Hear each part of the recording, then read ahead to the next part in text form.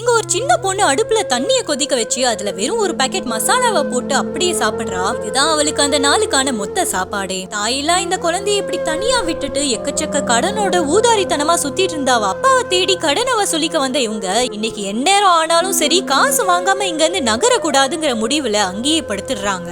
அப்பதான் தர இவ்வளவு சில்லுன்னு இருக்கே, எப்படி இந்த பொண்ணு தூங்குறாளுங்கிற யோசிச்சுட்டே இருக்கும்போது நைட்டு பனி இன்னும் அதிகமாக ஆக வீட்டு ஜன்னல் கதவு ஓட்ட உடசல் வழியா வந்த குளிர் காத்து தாங்க முடியாம நடுக்கத்துல அந்த பொண்ணு போத்திருந்த பிளாங்கெட்டுக்குள்ள காலை விட்டா அதுவே மெலிசா ஒன்னுத்துக்கும் பிரயோஜனம் இல்லாத மாதிரி இருக்கவும் அந்த பொண்ணை பார்க்கவே பாவமா இருந்தது. அடுத்த நாள் கண் முழிச்ச பொண்ணு தர வழக்கத்துக்கு மாறா சூடா இருக்கேன்னு பார்த்தா இந்த அம்மா சொந்த காசுல அதை ரெடி பண்ணி வச்சிருந்தாங்க. அது மட்டும் இல்லாம அன்னைக்கு மத்தியானம் சாப்பிடும் போதும் அந்த பொண்ணு பத்தின கவலையிலேயே அவ ஸ்கூலுக்கு போய் பார்த்தா அவ வெறும் தண்ணிய குடிச்சே வயிற்று நிறைக்கிறத பார்த்து மனசொடைஞ்சு போய் அன்னையில இருந்து தினம் அவளுக்காக இவங்களே விதவிதமா சமைச்சு கொண்டு போய் சாப்பிட வைக்கிறாங்க.